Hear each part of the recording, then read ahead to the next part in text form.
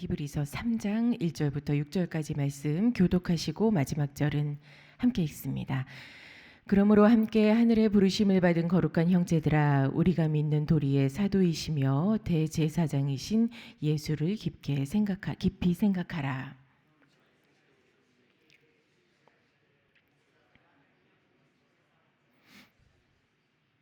그는 모세보다 더욱 영광을 받을 만한 것이 마치 집 지은 자가 그 집보다 더욱 존귀함 같으니라.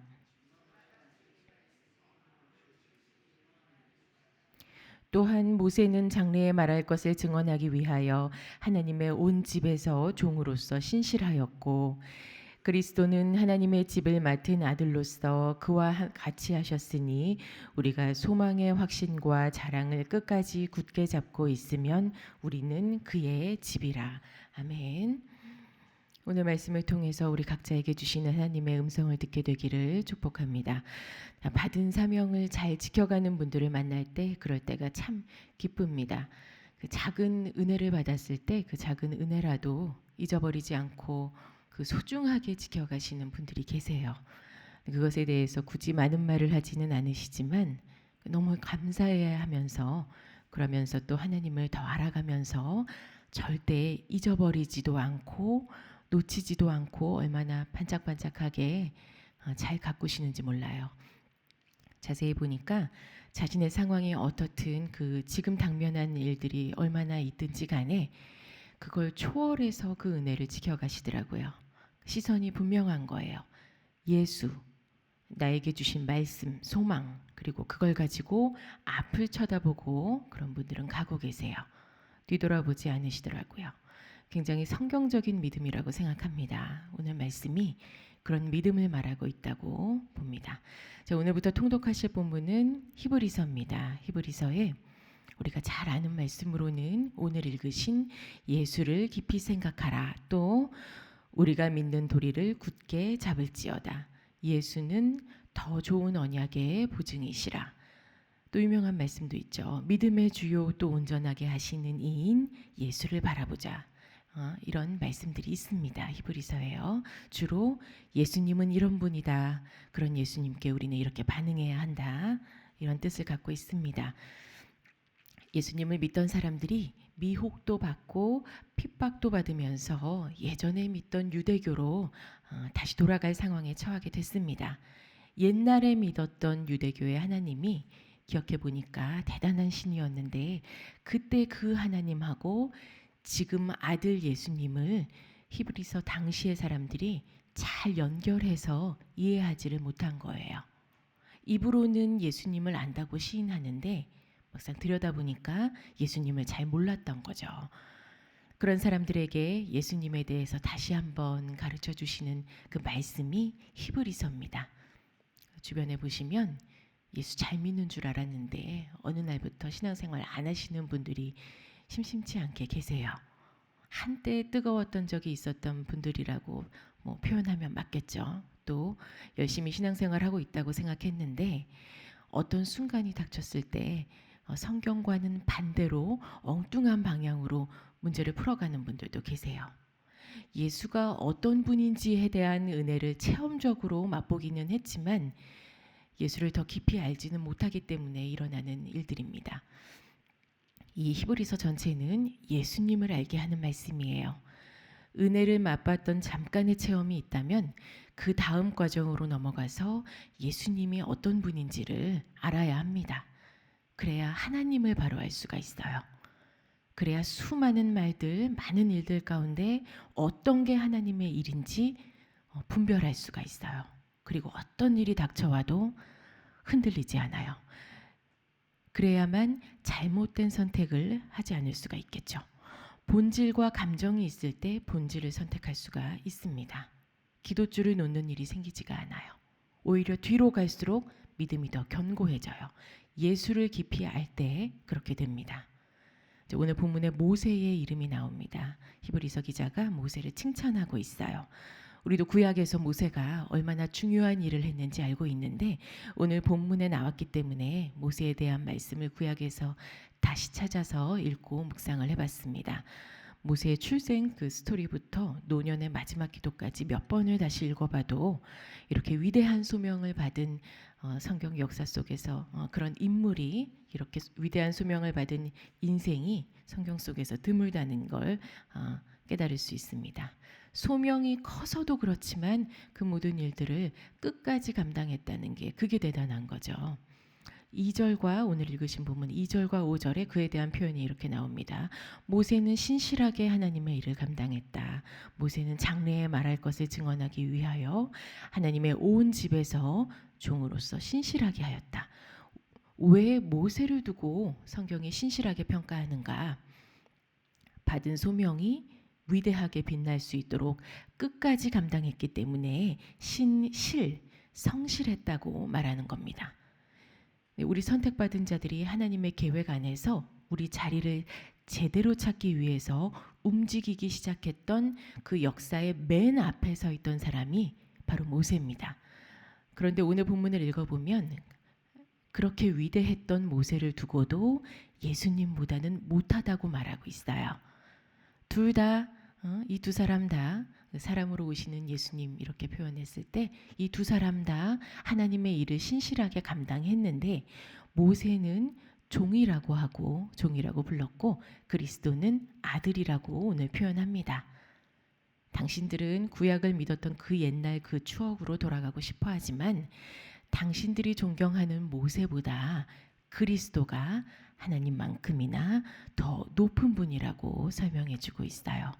지금은 모세를 기억하고 옛날로 돌아갈 때가 아니고 예수 그리스도를 생각할 때라고 가르치고 있습니다.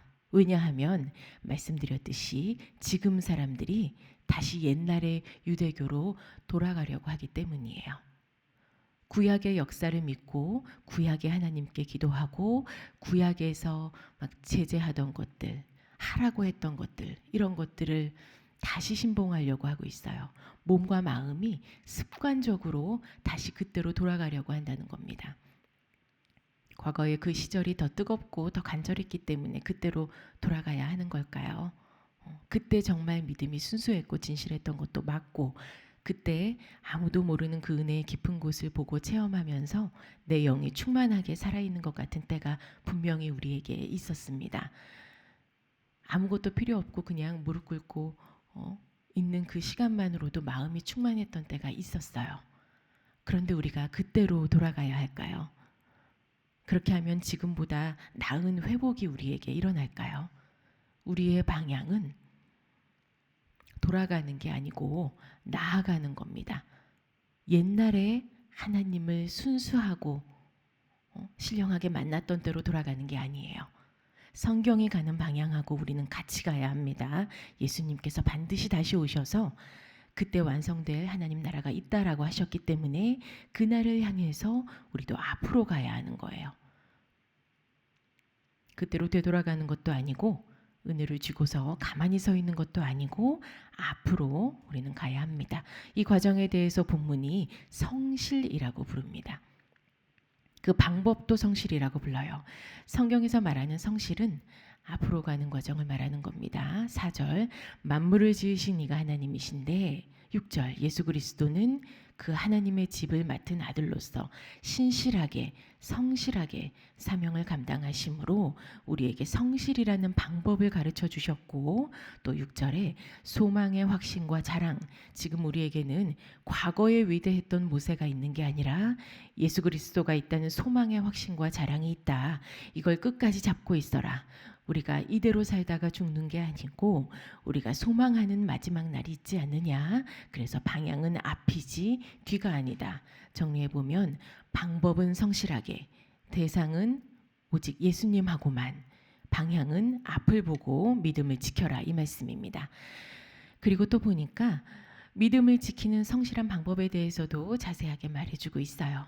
성실하게 예수를 깊이 생각하라. 성실하게 예수를 깊이 생각할 때 우리가 항상 고백하는 신앙의 사도이면서 대제사장의 일을 감당하신 예수를 깊이 생각하라라고 합니다.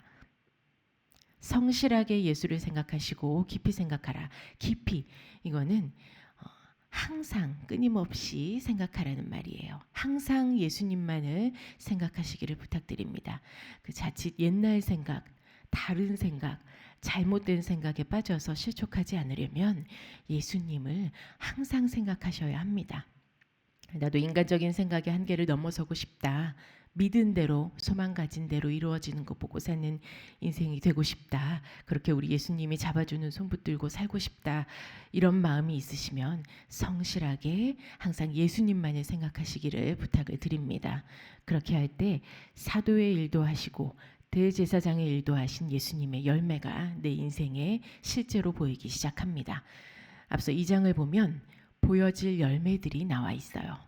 2장 18절을 보니까 그는 몸소 시험을 받아서 고난을 당하셨으므로 시험을 받는 사람들을 도우실 수 있다고 합니다. 예수님께서 사람으로 오셔서 직접 시험을 받아보셨고 고난도 받아보셨기 때문에 우리를 도와주실 수 있는 겁니다. 그래서 예수를 깊이 묵상해 보니까요. 시험이 와도 오히려 감사해요.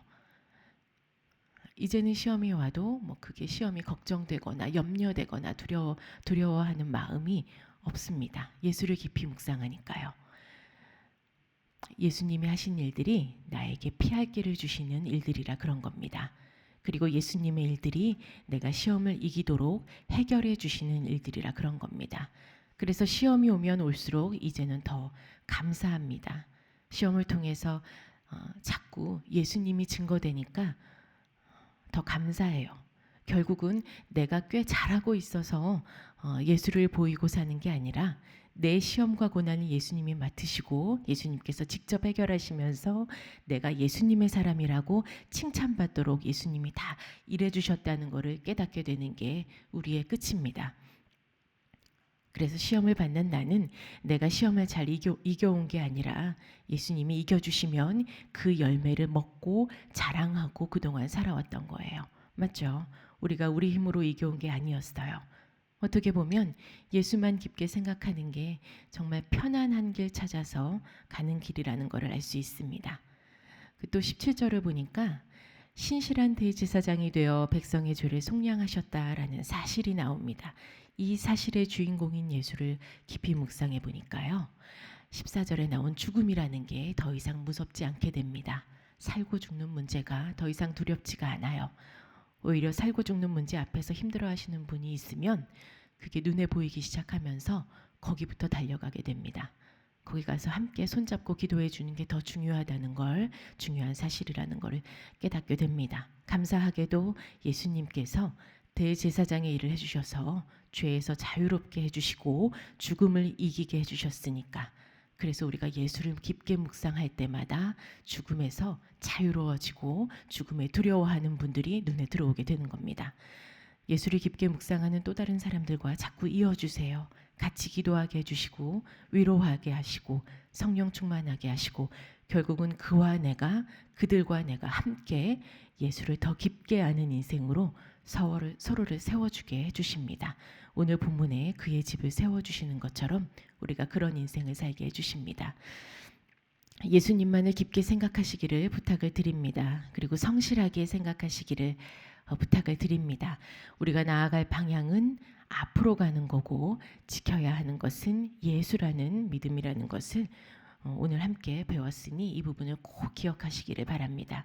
지난 일들보다 우리가 과거에 받았던 은혜들과 그 체험들보다 앞을 보고 사명 지켜가시기를 부탁드리고 또 시험을 이기게 하시는 예수님, 죽음을 이기게 해주신 예수님 생각하시면서 살게 하신 인생과 그 사명을 잘 가꾸어 가시는 우리 귀한 성도분들 되시기를 간절히 소원합니다. 그 눈을 가지시고 주위를 둘러보세요. 예수님께서 보이게 하시는 분들이 있습니다. 그러시면 이 모든 과정과 시험과 고난과 죽음을 이기게 하신 그 능력을 가지고 그분들께 가셔서 그분들 손잡아 주시고 같이 기도해 주세요. 그럴 때 내가 살아나고 그분들도 살아나고 교회 공동체가 살아나는 겁니다.